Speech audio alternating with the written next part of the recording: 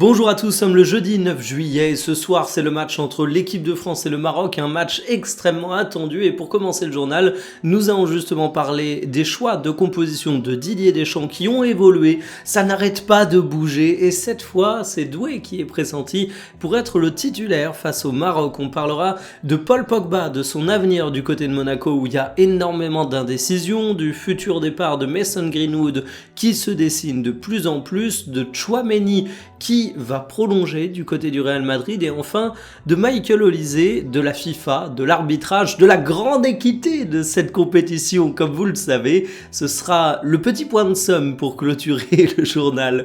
Installez-vous confortablement et bienvenue pour le journal du jour. Un jour c'est Barcola, l'autre jour c'est Désiré Doué, les compositions probables pour France-Maroc changent toutes les minutes, mais comme dirait un grand coach, c'est très important, la concurrence. C'est très important, la concurrence. Voici la compo probable pour ce soir selon le journal de l'équipe, et vous le remarquez, on aurait donc plutôt Doué plutôt que Barcola, alors qu'on disait l'inverse la veille, peut-être plus de frappes lointaines avec Désiré Doué, peut-être un supplément technique face à Hakimi, et c'est vrai que je vois Désiré Doué meilleur face à un bloc bas. Il faut voir si on aura bel et bien un bloc bas face au Maroc, ça c'est pas gagné d'avance, mais une entrée de Bradley, Barcola en fin de match face à des Marocains fatigués, il faut avouer que sur le papier, ça a quand même de la gueule. Sur le reste de la composition, on est sur du très classique à une exception près, la présence de Manu Koné, étant donné que Tchouaméni n'est pas revenu à son état opérationnel, dira-t-on, et Lucas Digne qui s'est donc imposé en tant que titulaire. Du côté du Maroc, il y a également des sujets, déjà au poste d'avant-centre, où vous le voyez, plutôt Raimi que Sebari, pas par choix, mais parce que ce dernier serait indisponible, une très mauvaise nouvelle pour le Maroc, et plutôt Halal plutôt que Chadi Riyad pour exactement les mêmes raisons. C'est un match que j'attends absolument comme un fou, l'indécision est totale, et d'ailleurs il y a une petite offre que je vous pousse dans une partie sponsorisée par Winamax. Vous avez la cote pour la France qui se qualifie, qui est boostée en x10, elle est à 12,50 au lieu de 1,25, c'est maximum 10 €, c'est en free bet et c'est pour les nouveaux joueurs et les majeurs, mais franchement la France qui se qualifie à 12,50, moi j'y crois fort et c'est une cote absolument énorme. Vivement le match ce soir. Des nouvelles du comeback de l'année, Paul Pogba, le scandale, ce comeback de l'année. C'est tellement le comeback de l'année que l'AS Monaco est en train de se demander s'ils vont pas rompre le contrat de Paul Pogba à l'issue de cet été. Il va être jugé sur sa préparation estivale. Alors oui, à une époque, on attendait de Pogba qu'il réussisse ses matchs. Désormais, on n'en est même plus rendu là. On espère qu'il va bien réussir son été. Il est annoncé comme ayant débarqué en étant affûté, mais c'était déjà limite le cas lors de sa signature et c'est pas la taille des abdos qui fait la préparation physique réelle d'un joueur. Pogba, de toute façon, à Monaco, c'est un traquenard. On sait désormais que Monaco tablait davantage sur des matchs, une montée en puissance au début de l'année civile 2026. Ça a été très compliqué. Moi, je me disais, allez, avec un petit peu de chance, on va avoir une dizaine de matchs de Pogba en 2026. La saison 2026-2027 va être le grand lancement. J'étais déjà trop ambitieux avec une dizaine de matchs puisque Pogba en a disputé 6. Mais attention, ce sont des miettes de matchs puisqu'il a eu 133 minutes de jeu.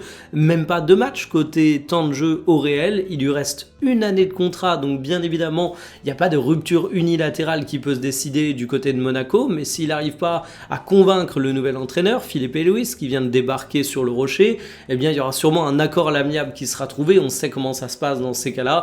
Le joueur peut récupérer la somme qui est équivalente à son salaire. Oui, Monaco raquerait, mais ferait quand même de grosses économies sur tout ce qui est charges sociales, etc. Donc affaire à suivre, mais le comeback de Pogba, ça reste toujours une blague absolument dramatique.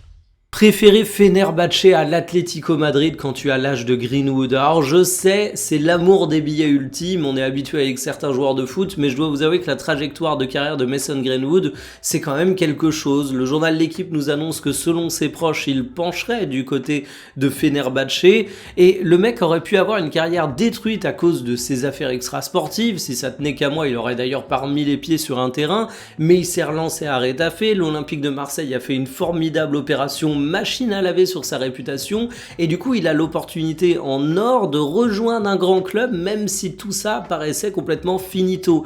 Et le mec a 24 ans alors qu'il est encore hyper jeune, qu'est-ce qu'il fait? Il va du côté de Fenerbahçe. Alors faut avouer que l'argument financier il est de taille, hein.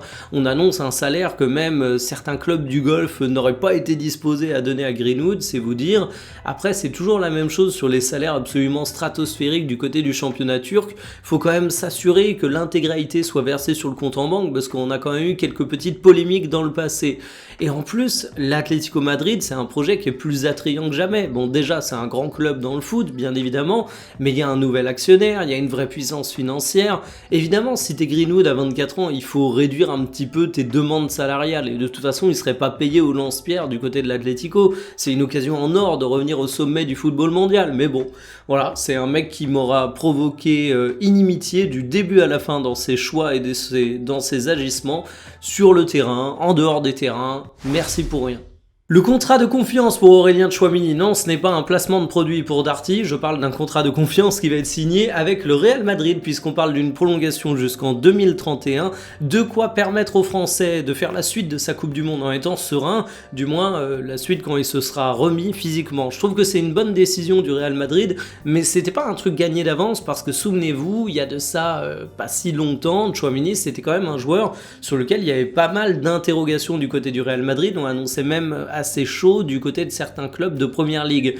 Mais Tchouaméni, c'est quand même une valeur sûre du côté du Real. On peut dire qu'il n'est pas suffisant, mais déjà petit 1, il a quasiment autant joué défenseur central qu'à son poste de milieu de terrain dernièrement. Et puis ensuite, c'est pas Toni Kroos, Tchouaméni. On le voit du côté de l'équipe de France. C'est un joueur qui est plus en recul, qui peut être maître du tempo, qui t'apporte des garanties défensives, mais il va pas te faire l'animation à lui tout seul. En équipe de France, t'as un joueur de projection, Rabiot en général, qui assure ce rôle pour lui. Au Real Madrid, il faudrait un vrai remplaçant à Toni Kroos, un créateur, mais c'est pas un problème, Tchouaméni. C'est juste la pièce d'un puzzle à qui il manquait des pièces. Le Real Madrid, ça bouge déjà beaucoup cet été. On est déjà sur 4 joueurs annoncés officiellement, dont au moins 3 qui prétendent à une place de titulaire. On a José Mourinho qui débarque.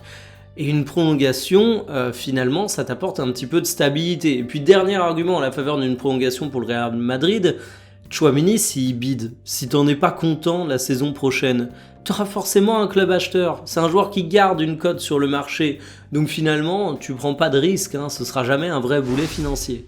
Vive la FIFA, incorruptible institution qui résiste plus que tout aux pressions politiques.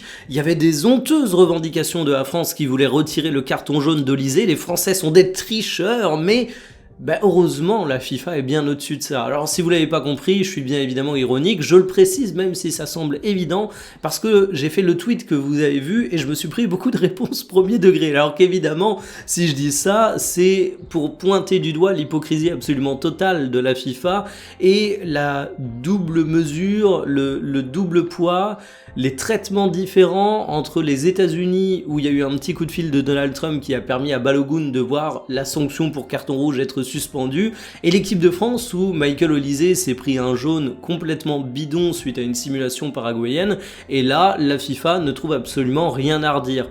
Et en plus il y a un préjudice potentiel qui est réel pour l'équipe de France. Ça veut dire que si on a Michael Olysée qui se prend un jaune face au Maroc, et je pense que ça va être un match âpre, donc c'est pas le scénario le plus improbable du monde, il sera suspendu pour la suite. On a la même problématique pour Barcola qui sera peut-être pas titulaire, ça va peut-être jouer. On a la même problématique pour Koné, mais peut-être un peu moins préjudiciable parce qu'on sait que Tchouaméni va faire son retour. Mais en tout cas, c'est une décision qui va pas en la faveur de la France. C'est un peu dans la continuité des pots cassés qu'on est obligé de payer pour l'arbitrage catastrophique qu'on a eu face au Paraguay.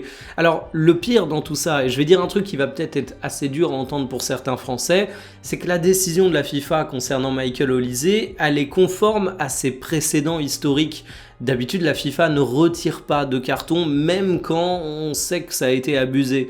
L'anomalie, c'est pas tant qu'on n'a pas retiré le carton de Michael Olysée, c'est évidemment l'affaire Balogun, qu'on savait tous absolument scandaleuse, mais alors là, c'est encore une piqûre de rappel, on remue encore le couteau dans la plaie. Félicitations à la FIFA, hein. Franchement, quelle bande de... Je vais pas terminer ma phrase.